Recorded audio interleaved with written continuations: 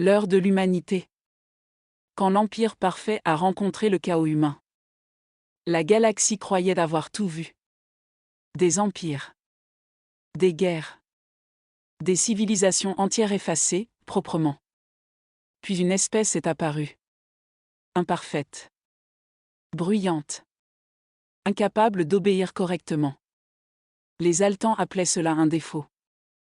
Ils allaient découvrir que c'était une arme. Voici l'histoire du jour où l'humanité n'a pas cherché à gagner, mais a refusé de plier. Prologue. L'ordre et l'anomalie. Avant l'humanité, la galaxie était stable. Pas paisible. Stable. Chaque étoile avait une fonction. Chaque espèce, une trajectoire. Chaque civilisation, une durée de vie prévisible. L'Empire Zaltan veillait à cet équilibre. Il ne régnait pas par la peur. Il régnait par la logique. Une culture trop inventive était normalisée. Une société trop émotionnelle était corrigée. Une espèce trop imprévisible était éliminée avant de devenir un problème. Cela fonctionnait depuis 1000 cycles. Puis les sondes impériales détectèrent un monde instable. Riche. Divisé. Bourré de transmissions contradictoires. La Terre. Les analyses furent unanimes. Technologie inégale. Chaîne de commandement fragmentée. Systèmes redondants inutiles. Une espèce mal conçue. Les Altans proposèrent l'intégration à l'ordre galactique. Protection impériale. Paix définitive. En échange, de l'obéissance. La réponse humaine fut un désordre statistique. Des débats publics. Des votes opposés. Des gouvernements incapables de parler d'une seule voix. Et pourtant, une idée commune finit par émerger. Ils refusèrent. Pas par défi. Par principe. Les Altans classèrent cela comme une anomalie culturelle temporaire. Alors ils appliquèrent le protocole. Un monde humain périphérique fut pacifié. Sans avertissement. Sans bataille ouverte. Les transmissions cessèrent. Le silence prit la place. L'humanité comprit. Ce n'était pas une invitation. C'était un compte à rebours. Et lorsque les flottes se mirent en mouvement, ce ne fut pas pour conquérir. Ce fut pour protéger ce qui refusait de disparaître. L'Empire Zaltan croyait affronter une espèce inférieure. Il allait rencontrer quelque chose de bien plus dangereux. Une civilisation capable de se battre en perdant. De sauver plutôt que d'optimiser. Et de transformer le chaos en stratégie. C'est ainsi que tout commença. Non pas par une déclaration officielle, mais par un choc. Premier acte. Le silence n'existait plus. Il avait été déchiré d'un seul coup, comme une toile trop tendue.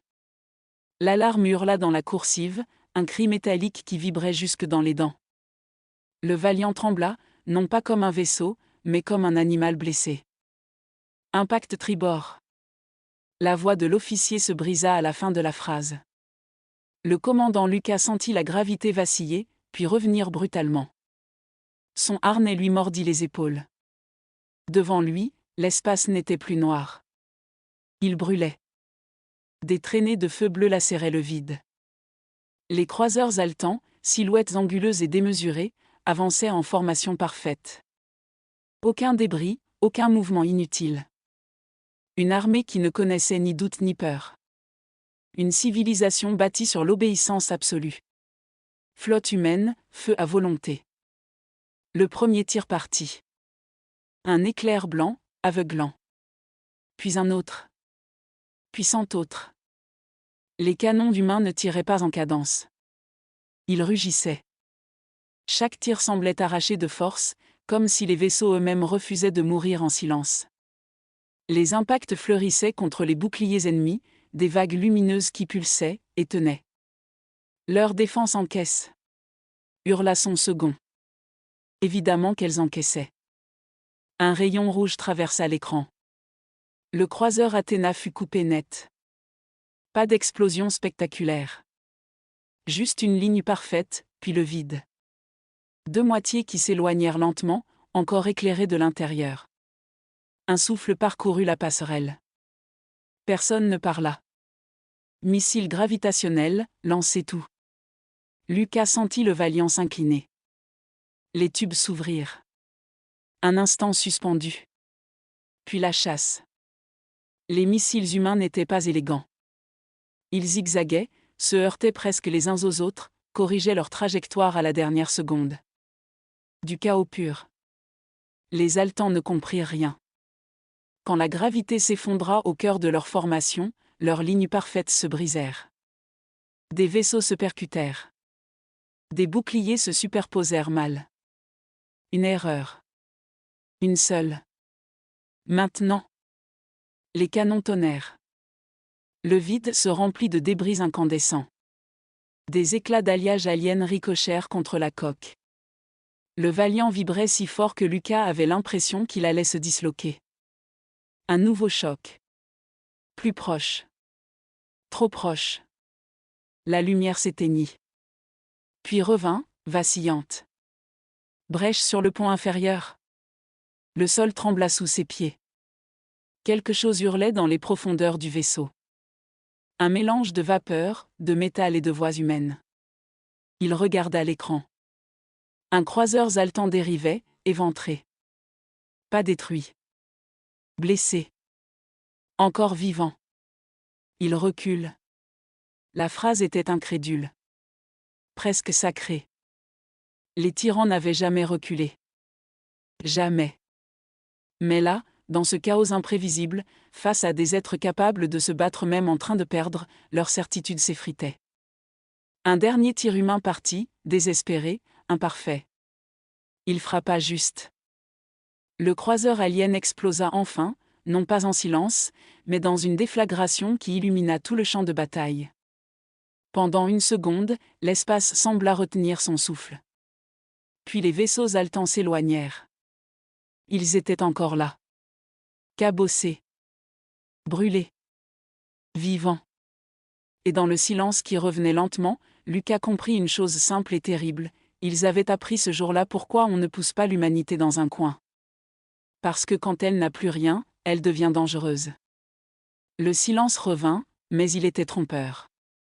Un silence chargé. Tendu. Comme l'instant juste avant qu'un point ne s'abatte. Il se replie vers la ceinture d'astéroïdes. La voix tremblait. Pas de peur. D'anticipation. Les Altans ne fuyaient pas. Ils se repositionnaient. L'écran révéla leur manœuvre. Les croiseurs survivants glissèrent entre les roches, utilisant les masses pour masquer leur signature. Une tactique froide, mathématique. Une embuscade. Ils veulent nous attirer dedans. Tonna son second. Un rire sec éclata sur la passerelle. Court. Presque nerveux. Parfait, dit Lucas. Le commandant se redressa malgré la douleur qui le pliait encore. Son uniforme était noirci, sa tempe ensanglantée. Ses yeux, eux, brûlaient. Toutes les escadrilles de chasse, en avant. Formation libre. Que personne ne vole droit. Les pilotes humains adorèrent l'ordre. Les chasseurs jaillirent des hangars comme des étincelles arrachées à une lame. Trop rapide. Trop imprévisible. Ils se faufilèrent entre les astéroïdes, frôlant la roche, disparaissant puis réapparaissant ailleurs. Les tirs ennemis commencèrent. Des rayons rouges traçaient des lignes parfaites et manquaient leur cible. Touché. J'en ai un. Bouclier à 0, je continue. Un chasseur humain se sacrifia en percutant volontairement un appareil Zaltan déjà endommagé. Les deux explosèrent dans un éclat aveuglant. Aucun cri. Juste une absence soudaine. Lucas serra les dents.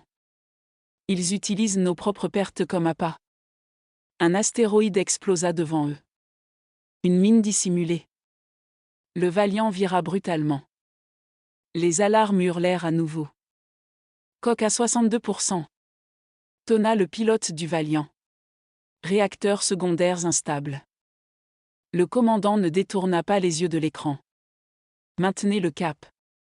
Un croiseur Zaltan surgit de l'ombre. Immense. Intact. Son canon principal se chargeait, une sphère de lumière rouge pulsant comme un cœur étranger. Impact imminent. Le temps se contracta. Puis, autre chose arriva. Une signature inconnue. Faible. Instable. Commandant, c'est un vaisseau de colonie. Un vieux transport humain, lent, civil. Il sortait de l'hyperespace. Au mauvais endroit. Au pire moment. Le croiseur alien pivota vers lui. Pas d'hésitation. Pas de calcul moral. Ils vont tirer? Non. Le commandant frappa la console. Tout sur les moteurs. Bouclier vers l'avant. On s'interpose. C'est de la folie. C'est humain. Le Valiant bondit. Les moteurs hurlèrent à la rupture. Le canon Zaltan tira. La lumière envahit tout. Le choc fut absolu. Lucas fut projeté au sol. L'air quitta ses poumons. Les lumières s'éteignirent une fois encore. Quelque chose se brisa en lui. Puis tout se figea. Quand il rouvrit les yeux, la passerelle était un champ de ruines. L'écran montrait le Valiant, encore entier. Fendu. Brûlé. Mais debout. Le transport civil avait disparu dans l'hyperespace. Le croiseur Zaltan, lui, avait surchargé son canon. Une fissure parcourait sa coque. Ils ont surchauffé. Un sourire passa sur les lèvres du commandant. Alors finissons. Les derniers canons humains tirèrent. Lentement. Faiblement. Mais ensemble. Le croiseur alien se déchira de l'intérieur. Une implosion silencieuse, terrible. Puis plus rien. Les signaux ennemis s'éteignirent un à un. La bataille était terminée. Sur la passerelle, personne ne cria. Personne ne célébra. On respirait encore. C'était suffisant. Dans le vide, parmi les débris et les tombes invisibles, un message fut diffusé sur toutes les fréquences, dans toutes les langues connues, ici l'humanité. Nous ne cherchons pas la guerre. Mais nous ne plierons jamais. Et quelque part, très loin, l'Empire Zaltan commença à douter. La nouvelle mit 27 minutes standard pour traverser l'espace civilisé. 27 minutes pour fissurer un ordre galactique vieux de 1000 cycles. Dans les salles de conseil de l'Empire Zaltan, le silence pesa plus lourd que n'importe quelle défaite militaire. Les prêtres stratèges observaient les hologrammes figés. Des trajectoires interrompues. Des symboles éteints. Des vides là où se trouvaient autrefois des certitudes. Impossible. Le mot fut prononcé comme un blasphème. Les Zaltans ne perdaient pas. Leur doctrine reposait sur une idée simple et absolue, la perfection écrase l'imperfection. Les faibles se soumettent. Les résistants disparaissent. Or l'humanité n'avait pas disparu. Pire. Elle avait désobéi à la logique. Dans les systèmes neutres, la rumeur enfla comme une onde gravitationnelle. Ils ont tenu. Ils ont protégé un vaisseau civil. Ils ont gagné, en infériorité numérique. Les espèces vassales de l'Empire Zaltan commencèrent à recalculer. Pas avec des armes, mais avec des pensées dangereuses. Des pensées contagieuses. Et si les Zaltans n'étaient pas invincibles? Et si l'obéissance n'était pas la seule issue? Sur Terre et dans les colonies humaines, le Conseil d'Union se réunit dans l'urgence. Pas de triomphe. Pas de drapeau. Les sièges vides parlaient d'eux-mêmes. Cette bataille nous a fait exister, déclara la représentante de Mars. Et maintenant, ils vont vouloir nous effacer, répondit celle de Titan. Un vieil amiral, trop fatigué pour se lever, posa une question simple. Ont-ils compris pourquoi ils ont perdu? Personne ne répondit tout de suite. Alors il poursuivit. Ils pensent encore que nous sommes irrationnels. Indisciplinés. Chaotiques. C'est vrai, dit quelqu'un. Non. C'est notre stratégie. L'humanité n'avait pas gagné par la force brute. Elle avait gagné parce qu'elle protégeait ses civils, improvisait sous pression, acceptait la perte individuelle pour sauver l'ensemble. Une guerre que les Zaltans ne savaient pas mener. L'Empire Zaltan réagit comme tous les tyrans blessés. Par la terreur. Des systèmes périphériques furent pacifiés. Des dirigeants remplacés. Des mondes réduits au silence pour rappeler l'ordre. Mais chaque acte brutal avait l'effet inverse. Les peuples regardaient désormais vers une nouvelle étoile. Pas une puissance parfaite. Une puissance résiliente. Puis vint le moment qui fit basculer la galaxie. Une délégation alien mineure, jusque-là loyale aux Zaltans, demanda officiellement l'asile diplomatique auprès de l'Union humaine. Un acte impensable. Un acte irréversible. Le message fut bref. Vous saignez. Mais vous continuez d'avancer. Apprenez-nous comment. Dans l'ombre, les stratèges Zaltans comprirent enfin. Ce n'était pas une guerre de territoire. C'était une guerre d'idées. Et pour la première fois de leur histoire, ils affrontaient un ennemi qui ne cherchait pas à dominer la galaxie, mais à la changer. La bataille du Valiant n'avait pas gagné la guerre. Elle avait ouvert la brèche. Et dans cette brèche, l'humanité s'engouffrait déjà, imparfaite, obstinée, dangereusement vivante. Deuxième acte. La faille. Le commandeur Chacorvel n'avait jamais douté. Pas une seule fois en 92 campagnes. Le doute était une pathologie, enseignait l'Empire Zaltan. Une erreur cognitive à éliminer dès l'éclosion. Pourtant, depuis la bataille du Valiant, quelque chose persistait. Une anomalie. Les salles de diffusion idéologique vibraient d'images parfaites. Hologrammes impeccables. Narration absolue. La victoire humaine est un mythe. Le sacrifice de leurs civils prouve leur infériorité morale. L'Empire protège l'ordre. L'Empire est l'ordre. Chakor observait sans réagir. Il remarqua les micro-coupes. Les angles volontairement évités. Les secondes manquant entre deux plans. Il n'avait jamais cherché ces détails auparavant. Pourquoi maintenant ?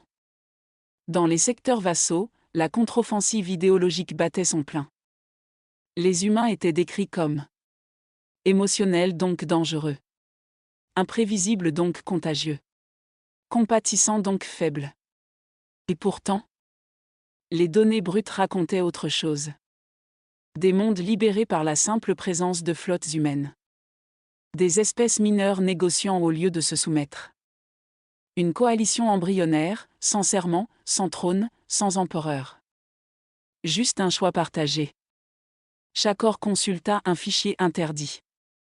Un message humain, intercepté, jamais diffusé. Pas un discours. Pas un ultimatum. Une transmission ouverte, brute, presque maladroite. Nous ne voulons pas votre empire. Nous voulons que chacun puisse décider de ce qu'il est prêt à défendre. Même nous. Le commandeur sentit quelque chose se fissurer. Pas une rébellion. Une question. Lors du conclave stratégique, les hauts précepteurs parlaient déjà d'éradication culturelle. L'humanité inspire le doute. Le doute mène à la désobéissance. La désobéissance mène à l'effondrement. Chakor prit la parole. C'était inhabituel. Remarqué. Et si le doute n'était pas une arme ennemie, mais un symptôme ? Le silence tomba. Dense. Hostile. Explique. Nos vassaux ne fuient pas vers l'humanité par peur. Ils y vont parce qu'on ne leur interdit pas de penser. Une hérésie. Les capteurs biologiques de Chakor enregistrèrent une élévation anormale de son rythme neural. Pour la première fois, il ne la corrigea pas. La coalition interespèce prit forme sans déclaration officielle. Un monde ouvrit ses pores. Un autre transmit des cartes stellaires. Un troisième offrit des traducteurs culturels. Les humains n'imposèrent rien. Ils demandèrent. Et cela déstabilisa l'Empire plus sûrement qu'une flotte entière. Chakor prit sa décision dans le silence de sa cellule personnelle. Il n'ouvrit pas de canal militaire. Il n'appela pas les rebelles. Il fit pire. Il laissa passer une information. Une seule. Une faille logistique. Un corridor non surveillé. Un détail insignifiant, sauf pour ceux qui savaient lire entre les lignes. Quand l'Empire s'en rendit compte, il était trop tard. La coalition avait franchi la frontière. Pas dans le sang. Dans le choix. Plus tard, très loin du cœur impérial, Shakor observa les étoiles. Il savait ce qui l'attendait. Les Altans ne pardonnaient pas le doute. Mais pour la première fois, il ne ressentit ni honte ni peur. Seulement une certitude nouvelle. L'Empire tomberait. Pas parce qu'il avait été vaincu. Mais parce qu'un de ses serviteurs avait compris que l'ordre sans liberté n'était qu'un silence imposé. Et ce silence, l'humanité l'avait brisé. Sans couronne. Sans trône. Juste avec une idée. Acte final, l'heure de l'humanité. Le doute se propagea plus vite que n'importe quelle flotte. Dans les systèmes vassaux, ce n'étaient pas des révoltes. Pas encore. C'étaient des retards administratifs. Des ordres exécutés avec trop de zèle, ou pas assez. Des capitaines haletants qui demandaient confirmation pour la première fois. L'Empire appelait cela des dysfonctionnements. Les humains appelaient cela un réveil. Sur un monde minier de la bordure grise, une garnison impériale refusa de tirer sur des civils qui demandaient l'asile humain. Le commandant fut exécuté. Son équipage transmit l'enregistrement. Il devint viral. Pas sur des réseaux. Dans les consciences. Sur Terre, le Conseil d'Union comprit qu'il n'avait plus le luxe de l'innocence. Ils ne nous attaqueront plus seulement avec des armes, déclara la représentante de Mars. Ils attaqueront ce que nous représentons, répondit celle de Titan. Un message fut rédigé. Pas un ultimatum. Pas une promesse. Une invitation. À toutes les espèces sous domination impériale. Nous ne pouvons pas vous offrir la sécurité. Nous ne pouvons pas vous promettre la victoire. Mais nous pouvons vous garantir une chose. Vous aurez le droit de choisir. Le message fut diffusé. Les stratèges humains savaient ce que cela signifiait. La guerre allait devenir asymétrique. Sale. Longue. Dans le cœur de l'Empire, les hauts précepteurs activèrent un protocole oublié. La purification du silence. Effacement culturel. Isolement informationnel. Disparition systématique des récits dissidents. Mais pour la première fois, le protocole échoua. Parce que le silence ne faisait plus peur. Il rappelait l'oppression. Shakor Vel fut arrêté. Non pour trahison. Mais pour déviation conceptuelle. Dans sa cellule, privé de stimuli, il sourit. Ils avaient confirmé ce qu'ils soupçonnaient. L'Empire n'était pas menacé par les flottes humaines. Il était menacé par une idée, qu'il ne savait pas tuer. Avant son exécution, Shakor parvint à transmettre un dernier message. Une phrase. Une seule. Ils n'ont pas besoin de gagner. Ils ont seulement besoin de durer. Des années plus tard, les historiens galactiques ne s'accorderaient pas sur une date précise. Certains parleraient d'une bataille. D'autres d'une défection. D'autres encore, d'un message. Mais tous s'accorderaient sur une chose. Ce moment fut appelé l'heure de l'humanité. Pas parce qu'elle domina la galaxie. Mais parce qu'elle refusa de la laisser silencieuse. Si cette histoire vous a touché, si vous pensez que l'humanité n'est jamais aussi dangereuse que lorsqu'elle refuse de se taire, alors ne laissez pas le silence revenir. Abonnez-vous à cette chaîne. Laissez un like pour que ce récit continue de voyager à travers les étoiles numériques. Et dites-moi en commentaire une chose simple. À la place de l'humanité, qu'auriez-vous choisi de défendre ? La suite dépend aussi de vous.